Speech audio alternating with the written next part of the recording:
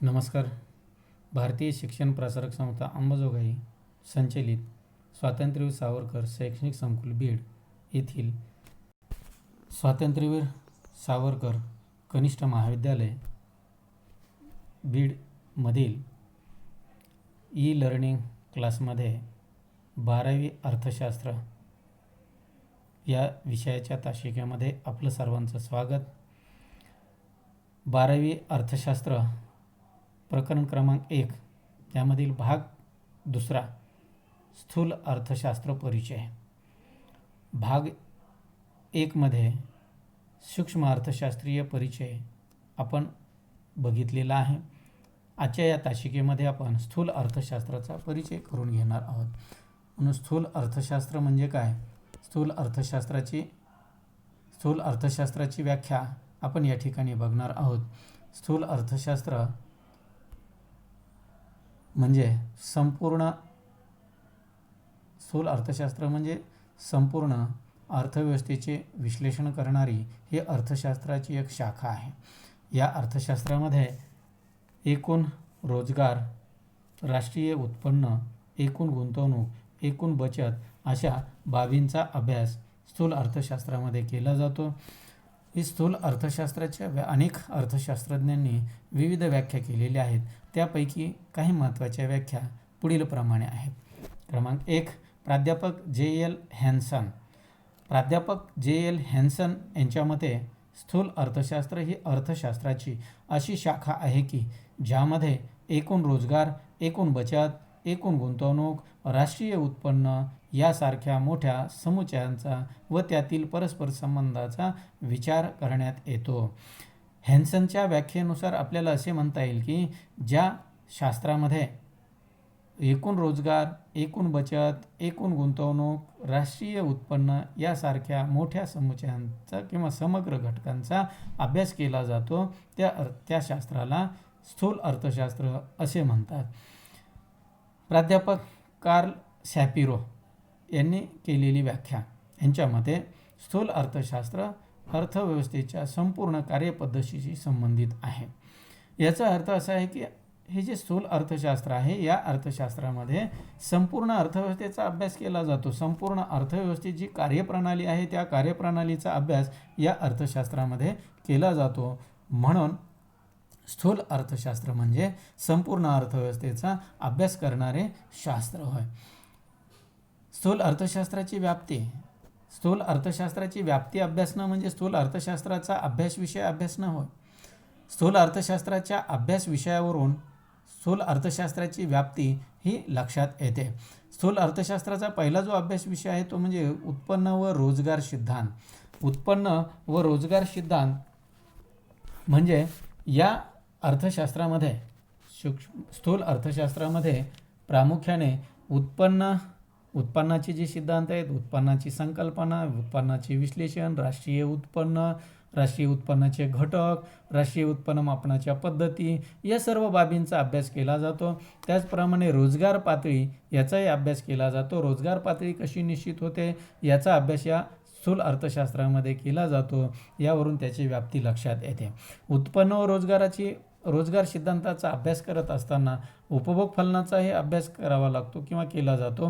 गुंतवणूक विषयक विश्लेषणाचाही अभ्यास या अर्थशास्त्रामध्ये केला जातो.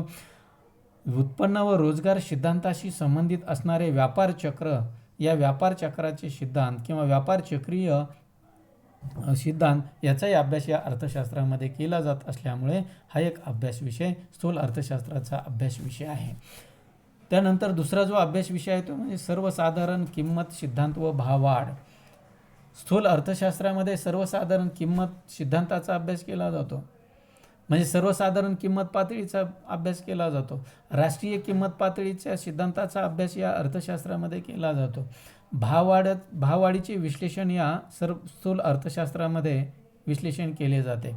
याचा अभ्यास या अर्थशास्त्रामध्ये केला जातो.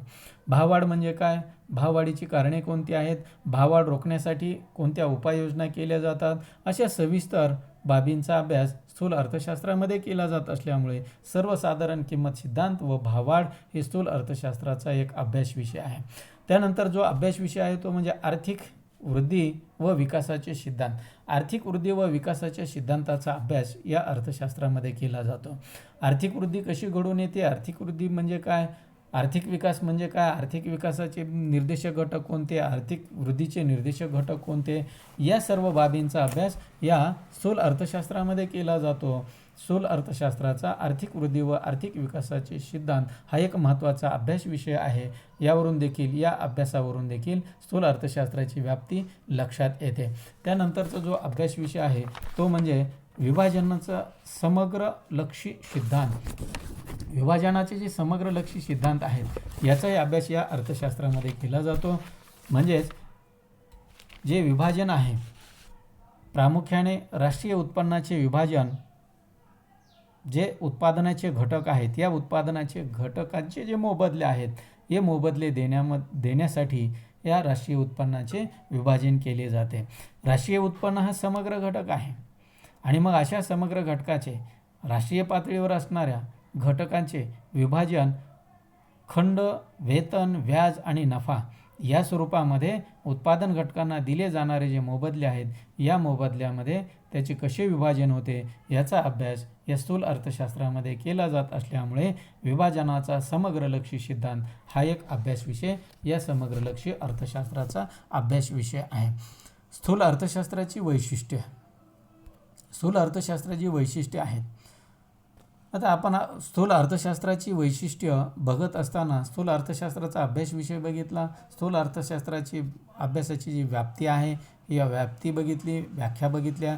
या व्याख्या आणि व्याप्ती यावरून स्थूल अर्थशास्त्राची काही वैशिष्ट्ये आपल्याला सांगता येतात. ती वैशिष्ट्ये पुढीलप्रमाणे आहेत. त्यामधील पहिलं जे वैशिष्ट्य आहे ते म्हणजे समग्र घटकांचा अभ्यास.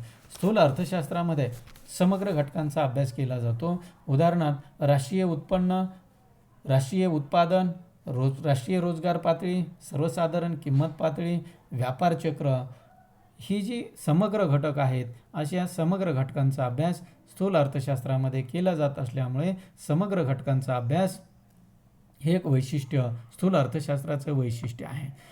स्थूल अर्थशास्त्रामध्ये समग्र घटकांचा अभ्यास केला जात असल्यामुळे याला समग्र अर्थशास्त्र म्हणून देखील हे अर्थशास्त्र ओळखले जाते. त्यानंतरचं जे वैशिष्ट्य आहे ते म्हणजे उत्पन्न सिद्धांत. स्थूल अर्थशास्त्रामध्ये उत्पन्न सिद्धांताचाही अभ्यास केला जातो. उत्पन्न सिद्धांताचा अभ्यास करत असताना राष्ट्रीय उत्पन्नाची संकल्पना, राष्ट्रीय उत्पन्नाच्या विविध संकल्पना आहेत, राष्ट्रीय उत्पन्नाचे जे विविध घटक आहेत, राष्ट्रीय उत्पन्न मापनाच्या ज्या पद्धती आहेत त्या राष्ट्रीय उत्पन्न मापनाच्या पद्धती, राष्ट्रीय उत्पन्नामध्ये होणारे चढउतार यांचा अभ्यास या स्थूल अर्थशास्त्रामध्ये केला जातो. म्हणून हे स्थूल अर्थशास्त्र उत्पन्न सिद्धांत म्हणून देखील ओळखले जाते. उत्पन्न सिद्धांत म्हणून स्थूल अर्थशास्त्राची ओळख आहे आणि म्हणून उत्पन्न सिद्धांत हे एक वैशिष्ट्य स्थूल अर्थशास्त्राचं वैशिष्ट्य आहे. त्यानंतरचं जे वैशिष्ट्य आहे ते म्हणजे सर्वसाधारण समतोलाचे विश्लेषण. स्थूल अर्थशास्त्रामध्ये सर्वसाधारण समतोलाच्या विश्लेषणाचा अभ्यास केला जातो. जे स्थूल अर्थशास्त्रीय विश्लेषण आहे हे स्थूल अर्थशास्त्रीय विश्लेषण सर्वसाधारण समतोलाचे विश्लेषण करणारे हे शास्त्र आहे.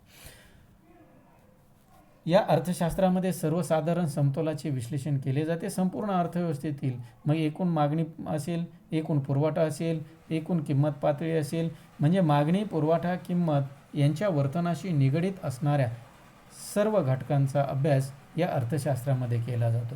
म्हणजे एकूण मागणी, एकूण पुरवठा या घटकांशी संबंधित असणाऱ्या घटकांच्या समतोलाचा अभ्यास या अर्थशास्त्रामध्ये केला जातो. या घटकांचा विचार या अर्थशास्त्रामध्ये केला जातो. म्हणून एकूण घटकांच्या समतोलाचा अभ्यास हे अर्थशास्त्र करत असल्यामुळे सर्वसाधारण समतोलाचे विश्लेषण हे स्थूल अर्थशास्त्राचं वैशिष्ट्य आहे. त्यानंतरचं जे वैशिष्ट्य आहे ते म्हणजे परस्परावलंबन. स्थूल अर्थशास्त्रीय विश्लेषणामध्ये परस्परावलंबीन असणाऱ्या घटकांचा अभ्यास केला जातो. एकूण जे आर्थिक चल असतात या एकूण आर्थिक चलापैकी एखादं आर्थिक चल हे दुसऱ्या आर्थिक चलावर अवलंबून असते. उदाहरणार्थ उत्पन्न, उत्पादन, रोजगार, गुंतवणूक, किंमत पातळी यासारखी जी आर्थिक चले आहेत ही आर्थिक चले एकमेकांवर अवलंबून असतात, त्यांचं एकमेकावर असणारं परस्परावलंबन याचा विचार, याचा अभ्यास या स्थूल अर्थशास्त्रामध्ये केला जातो. गुंतवणूक पातळीवर रोजगार व एकूण उत्पादन अवलंबून असते. म्हणजे जेवढी गुंतवणूक जास्त तेवढी रोजगार पातळी जास्त, जेवढी गुंतवणूक कमी रोजगार पातळी कमी. जेवढं गुंतवणूक जास्त तेवढं एकूण उत्पादन जास्त. म्हणजे गुंतवणूक जर वाढली तर एकूण उत्पादन वाढतं, गुंतवणूक वाढली तर रोजगार पातळी वाढते. याचा अर्थ असा आहे की गुंतवणूक पातळीवर रोजगार पातळी अवलंबून आहे किंवा अवलंबून आहे आणि म्हणून परस्परावलंबन हे एक वैशिष्ट्य या स्थूल अर्थशास्त्राचं वैशिष्ट्य आहे. त्यानंतरचं वैशिष्ट्य आहे ते म्हणजे राशी पद्धत. आता राशी पद्धत म्हणजेच राशी म्हणजे एकूण. या स्थूल अर्थशास्त्रामध्ये राशी पद्धतीचा अभ्यास केला जातो. याचा अर्थ असा आहे की या अर्थशास्त्रामध्ये एका घटकाचा अभ्यास केला जात नसून संपूर्ण घटकांचा, एकूण घटकांचा, समुच्चयात्मक घटकांचा, समग्र घटकांचा अभ्यास केला जातो. प्राध्यापक बोल्डिंग यांनी आपलं आर्थिक विश्लेषण करत असताना जे मत व्यक्त केलेलं आहे त्यामध्ये त्यांनी असं म्हटलेलं आहे की जंगल म्हणजे संपूर्ण झाडांचा समुच्चय असतो, परंतु त्यात एका विशिष्ट झाडाची गुणवैशिष्ट्ये दिसून येत नाहीत. तसंच संपूर्ण अर्थव्यवस्था यामध्ये वैयक्तिक घटकांचा विचार केला जात नाही, वैयक्तिक घटकांची गुणवैशिष्ट्ये दिसून येत नाहीत. म्हणून समग्रलक्षी अर्थशास्त्रामध्ये, स्थूल अर्थशास्त्रामध्ये राशी पद्धत म्हणजेच एकूणांचा अभ्यास केला जातो, सर्व घटकांचा अभ्यास केला जातो, एकत्रित झालेल्या घटकांचा अभ्यास केला जातो. म्हणून राशी पद्धत हे एक वैशिष्ट्य स्थूल अर्थशास्त्राचे वैशिष्ट्य आहे. त्यानंतरचं जे वैशिष्ट्य आहे ते म्हणजे वृद्धीची प्रारूपे. स्थूल अर्थशास्त्रामध्ये वृद्धीच्या प्रारूपांचा अभ्यास केला जातो. आर्थिक वृद्धी आणि आर्थिक विकास या यामधील जे काही विविध घटक आहेत यामध्ये समाविष्ट असणाऱ्या विविध घटकांचा सहभाग अभ्यासला जातो. या आर्थिक विकासामध्ये कोणकोणत्या घटकांचा समावेश असतो, आर्थिक विकासातील आर्थिक विकासाचे निर्देशक घटक कोणते, त्याचप्रमाणे आर्थिक वृद्धी म्हणजे काय, आर्थिक वृद्धीचे निर्देशक घटक कोणते, अशा सर्व बाबींचा, घटकांचा अभ्यास या स्थूल अर्थशास्त्रामध्ये केला जातो. त्यामुळे आर्थिक वृद्धीची जी काही प्रारूपे आहेत ही विकसित करण्यासाठी हे स्थूल अर्थशास्त्र उपयुक्त ठरते. ही प्रारूपे आर्थिक विकासाच्या अभ्यासाला उपयुक्त ठरत असल्यामुळे आर्थिक वृद्धीची प्रारूपे यांचा अभ्यास हे एक स्थूल अर्थशास्त्राचं वैशिष्ट्य आहे. त्यानंतरचं जे वैशिष्ट्य आहे ते म्हणजे सर्वसाधारण किंमत पातळी. स्थूल अर्थशास्त्रामध्ये सर्वसाधारण किंमत पातळीचा अभ्यास केला जातो. म्हणजे सर्वसाधारण किंमत पातळी कशी ठरते, राष्ट्रीय पातळीवरील सर्वसाधारण किंमत कशी निश्चित होते, राष्ट्रीय पातळीवरची किंवा देशातील अर्थव्यवस्थेमधील सर्वसाधारण किंमत पातळी कशी ठरते, कशी निश्चित होते, त्यामधील बदल कसे घडून येतात, त्या बदलाची कारणे कोणती आहेत, या सर्वांचा अभ्यास स्थूल अर्थशास्त्रामध्ये केला जातो. म्हणून सर्वसाधारण किंमत पातळी हे एक वैशिष्ट्य या स्थूल अर्थशास्त्राचं वैशिष्ट्य आहे. त्यानंतरचं जे वैशिष्ट्य आहे ते म्हणजे धोरणाभिमुख शास्त्र किंवा धोरणाभिमुख अर्थशास्त्र. स्थूल अर्थशास्त्रामध्ये धोरणाभिमुख घटकांचा अभ्यास केला जातो, म्हणजेच विविध धोरणांचा अभ्यास केला जातो. लॉर्ड केन्सच्या मते स्थूल अर्थशास्त्र आर्थिक समस्या सोडविण्यासाठी जी धोरणे निश्चित केली जातात, धोरणे ठरविली जातात, या धोरणांचा अभ्यास या अर्थशास्त्रामध्ये केला जातो. उदाहरणार्थ भाववाढ नियंत्रणात आणण्यासाठी जे धोरण आखलं जातं, भाववाढीचं धोरण निश्चित करण्यासाठी ते कसं ठरविलं जातं याचा अभ्यास स्थूल अर्थशास्त्रामध्ये केला जातो. रोजगार निर्मिती कशी केली जाते किंवा रोजगार निर्मितीसाठी काय केलं पाहिजे, रोजगार वाढवण्यासाठी, रोजगार निर्मितीसाठी करण्यात येणाऱ्या ज्या उपाययोजना आहेत त्या उपाययोजना करण्यासाठी जी धोरणे सरकार आखतं त्या धोरणे आखण्यासाठी हे शास्त्र उपयुक्त ठरतं. आणि अशा प्रकारची धोरणे आखण्यासाठी लागणारे जे घटक आहेत किंवा या सर्व धोरणांचा अभ्यास या स्थूल अर्थशास्त्रामध्ये केला जातो. म्हणून धोरणाभिमुख शास्त्र म्हणून हे अर्थशास्त्र ओळखले जात असल्यामुळे धोरणाभिमुखता हे एक वैशिष्ट्य या अर्थशास्त्राचं वैशिष्ट्य आहे. स्थूल अर्थशास्त्राचे महत्त्व. स्थूल अर्थशास्त्राच्या उपयुक्ततेवरून स्थूल अर्थशास्त्राचे महत्त्व लक्षात येते. स्थूल अर्थशास्त्राची उपयुक्तता किंवा उपयोग यावरून स्थूल अर्थशास्त्राचं महत्त्व हे आपल्या लक्षामध्ये येतं. मग उपयुक्तता कोणती? तर अर्थव्यवस्थेची कार्यप्रणाली समजण्यासाठी उपयुक्त ठरते. स्थूल अर्थशास्त्र हे अर्थव्यवस्थेची कार्यप्रणाली समजण्यासाठी उपयुक्त आहे. आर्थिक व्यवस्थेच्या कार्यप्रणालीची जी कल्पना आहे, हे कल्पना येते त्याची अर्थव्यवस्थेची कार्यप्रणालीची व्यापकता लक्षामध्ये येते. एवढंच नव्हे तर अर्थव्यवस्थेमध्ये जे काही आर्थिक गुंतागुंत असतात, या गुंतागुंतीच्या अर्थव्यवस्थेमधील ज्या समस्या आहेत त्या सोडवण्यासाठी जे घटक आहेत, या घटकांचा अभ्यास या अर्थशास्त्रामध्ये केला जात असल्यामुळे या गुंतागुंती समजण्यासाठी, आर्थिक चलाचे वर्तन समजण्यासाठी उपयुक्त ठरत असल्यामुळे स्थूल अर्थशास्त्र हे अर्थव्यवस्थेची कार्यप्रणाली समजण्यासाठी उपयुक्त असल्यामुळे महत्त्वाचे मानले जाते. दुसरा जो उपयोग आहे तो म्हणजे आर्थिक चढ उतार समजण्यास उपयुक्त. आर्थिक चढ उतार म्हणजेच उत्पन्नातील चढ उतार असेल, उत्पादनातील चढ उतार असेल, रोजगार पातळीतील चढ उतार असेल, तेजी मंदी असेल, अशी जी काही चढ उतार आहेत यांना अर्थव्यवस्थेतील आर्थिक चढ उतार असे म्हणतात. मग अशा प्रकारचे आर्थिक चढ उतार समजण्यासाठी स्थूल अर्थशास्त्र उपयुक्त ठरते. या अर्थव्यवस्थेमध्ये होणारे जे चढ उतार आहेत त्याची कारणे आणि उपाययोजना यांचा अभ्यास करण्यासाठी स्थूल अर्थशास्त्र मदत करते, सहाय्यभूत ठरते. म्हणून आर्थिक चढ उतारांच्या अभ्यासामध्ये स्थूल अर्थशास्त्राला महत्त्व आहे. त्यानंतरचा उपयोग म्हणजे राष्ट्रीय उत्पन्नाचा अभ्यास करण्यासाठी. राष्ट्रीय उत्पन्न हा स्थूल अर्थशास्त्राचा महत्त्वाचा विषय आहे आणि म्हणून राष्ट्रीय उत्पन्न सिद्धांत किंवा उत्पन्न सिद्धांत म्हणून स्थूल अर्थशास्त्राकडे बघितले जाते, स्थूल अर्थशास्त्र ओळखले जाते. राष्ट्रीय उत्पन्नाचा जो अभ्यास आहे हा अभ्यास स्थूल अर्थशास्त्रामध्ये केला जातो आणि म्हणून देशाच्या सरकारला राष्ट्रीय उत्पन्नाचा अभ्यास करण्यासाठी, देशाचं सरकार राष्ट्रीय उत्पन्नाचा अभ्यास करत असताना स्थूल अर्थशास्त्राचा अभ्यास करत असते किंवा स्थूल अर्थशास्त्रीय विश्लेषण विचारात घेते. या राष्ट्रीय उत्पन्नाच्या अभ्यासाशिवाय नवीन आर्थिक धोरणे मांडणी करण्यासाठी देखील या अर्थशास्त्राची मदत होते. नवीन जे आर्थिक धोरणं आहेत हे जर आर्थिक धोरणे मांडायची असतील तर त्यासाठी राष्ट्रीय उत्पन्नाचा विचार करावा लागतो.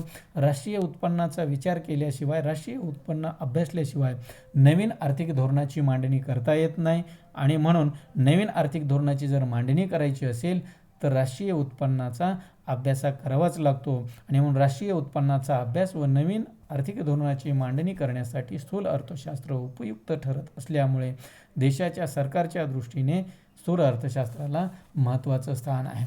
त्यानंतरचा जो उपयोग आहे किंवा उपयुक्तता आहे ते म्हणजे आर्थिक विकास. स्थूल अर्थशास्त्रामध्ये आर्थिक विकासाच्या प्रारूपाचा अभ्यास केला जातो. आर्थिक विकासाची संकल्पना याचा अभ्यास केला जातो. स्थूल अर्थशास्त्रामध्ये देशाची जी प्रगती आहे या प्रगतीचा अभ्यास केला जातो. प्रामुख्याने विकसनशील देश असेल तर या विकसनशील देशामध्ये, अप्रगत देशामध्ये दारिद्र्य, उत्पन्न व संपत्तीतील विषमता, लोकांच्या राहणीमानातील फरक हा समजण्यासाठी या अर्थशास्त्रीय विश्लेषणाची मदत होते. कारण या अर्थशास्त्रीय विश्लेषणामध्ये संपूर्ण देशामध्ये असणाऱ्या ज्या समग्र समस्या आहेत, राष्ट्रीय पातळीवरच्या ज्या समस्या आहेत, म्हणजेच वाढती लोकसंख्या असेल, दारिद्र्याची समस्या असेल, आर्थिक विषमता असेल, राहणीमानाचा दर्जा असेल, तर या बाबींचा अभ्यास या अर्थशास्त्रामध्ये केला जात असल्यामुळे आर्थिक विकासासाठी या सर्व बाबींमध्ये वाढ होणं आवश्यक आहे. दारिद्र्याचं प्रमाण कमी करणं, राष्ट्रीय उत्पन्न पातळीतील विषमता कमी करणं आणि राहणीमानाचा दर्जा उंचावणं हे आर्थिक विकासाची लक्षणं आहेत. आणि मग आर्थिक विकास घडवून आणण्यासाठी या सर्व बाबींचा अभ्यास करावा लागतो, विचार करावा लागतो आणि म्हणून आर्थिक विकास घडवून आणण्यासाठी, आर्थिक विकासासाठी स्थूल अर्थशास्त्राचे विश्लेषण हे महत्त्वाचे आहे. महत्त्वाचे मानले जात असल्यामुळे आर्थिक विकासाच्या विश्लेषणामध्ये आर्थिक विकास घडवून आणण्यासाठी स्थूल अर्थशास्त्राचे योगदान महत्त्वाचे आहे. त्यानंतर जी उपयुक्तता आहे ते म्हणजे अर्थव्यवस्थेची कामगिरी समजण्यास उपयुक्त. तर अर्थव्यवस्थेची कामगिरी समजण्यास उपयुक्त हे अर्थशास्त्र ठरते. म्हणजे या अर्थशास्त्रामधील जे विश्लेषण आहे या विश्लेषणावरून संपूर्ण अर्थव्यवस्थेची कामगिरी लक्षात येते. कामगिरी लक्षात येते याचा अर्थ असा आहे की या अर्थव्यवस्थेमध्ये होणारे जे काही बदल आहेत, अर्थव्यवस्थेची होणारी प्रगती म्हणजेच आर्थिक विकास असेल, आर्थिक वृद्धी असेल, त्याचप्रमाणे राष्ट्रीय उत्पन्न असेल, राष्ट्रीय उत्पन्न पातळी असेल, किंमत पातळी असेल, यामध्ये होणारे जे बदल आहेत या बदलावरून अर्थव्यवस्थेची कामगिरी ही लक्षात येते. आणि या सर्व बाबींचा अभ्यास, सर्व बदलांचा अभ्यास या स्थूल अर्थशास्त्रामध्ये केला जातो. म्हणून स्थूल अर्थशास्त्राचे जे उपयोग आहेत त्या उपयोगामध्ये अर्थव्यवस्थेची कामगिरी समजण्यास उपयुक्त हे हा एक उपयोग असल्यामुळे हे समजण्यासाठी स्थूल अर्थशास्त्र महत्त्वाचे आहे किंवा महत्त्वाचे मानले जाते. त्यानंतरचा जो उपयोग आहे तो म्हणजे स्थूल आर्थिक चलांचा अभ्यास करण्यासाठी. स्थूल आर्थिक चले म्हणजे कोणती, तर एकूण उत्पन्न, एकूण उत्पादन, एकूण मागणी, एकूण पुरवठा, सामान्य किंमत पातळी इत्यादी जी चलं आहेत त्यांना आर्थिक चलं असं म्हणतात. मग अशा प्रकारची स्थूल आर्थिक चले समजण्यासाठी, या स्थूल आर्थिक चलांचा अभ्यास करण्यासाठी या स्थूल अर्थशास्त्राचा उपयोग होतो, स्थूल अर्थशास्त्राची मदत होते. म्हणून स्थूल आर्थिक चलांचा अभ्यास करण्यास उपयुक्त हे एक महत्त्व स्थूल अर्थशास्त्राचे महत्त्व आहे. त्यानंतरचं जे महत्त्व आहे ते म्हणजे सामान्य रोजगार पातळी.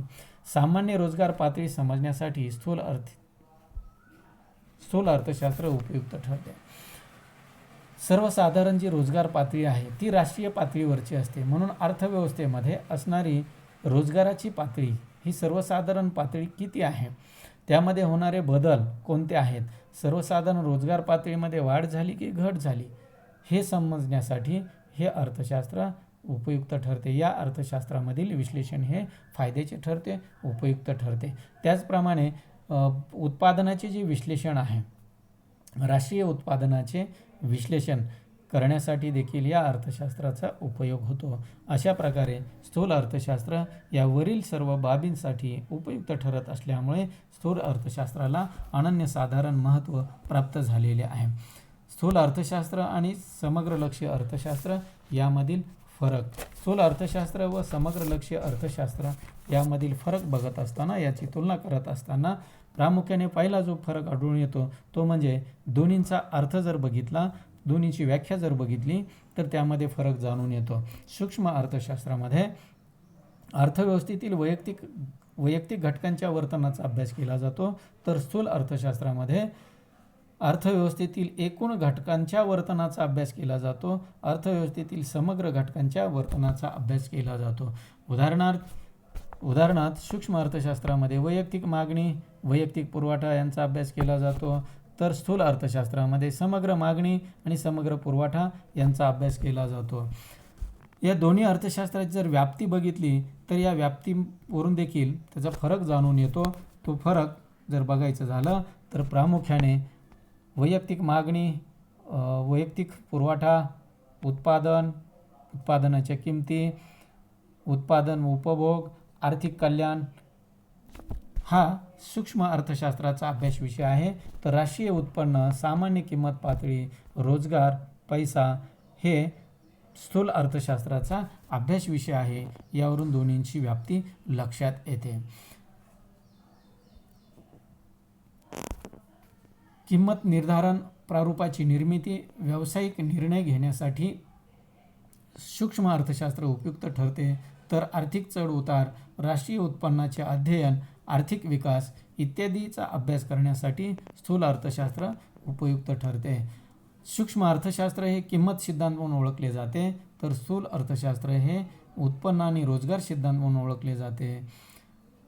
वैयक्तिक उत्पन्न, वैयक्तिक उत्पादन हे सूक्ष्म अर्थशास्त्राची अभ्यासाची उदाहरणं आहेत, तर राष्ट्रीय उत्पन्न, राष्ट्रीय उत्पादन हे स्थूल अर्थशास्त्राच्या अभ्यासाची अभ्यास विषयाची उदाहरणं आहेत. अशा प्रकारे स्थूल अर्थशास्त्र आणि सूक्ष्म अर्थशास्त्र यांच्यामधील फरक आहे. या दोन्हीमध्ये फरक आढळून येतो. या अभ्यास विषयावरून, या दोन्हीचा जो अभ्यास विषय यावरून या दोन अर्थशास्त्राच्या किंवा अर्थशास्त्राच्या सूक्ष्म अर्थशास्त्र आणि स्थूल अर्थशास्त्र या प्रमुख शाखा मानल्या जातात. या ठिकाणी आपण थांबूया. धन्यवाद. थँक्यू. हा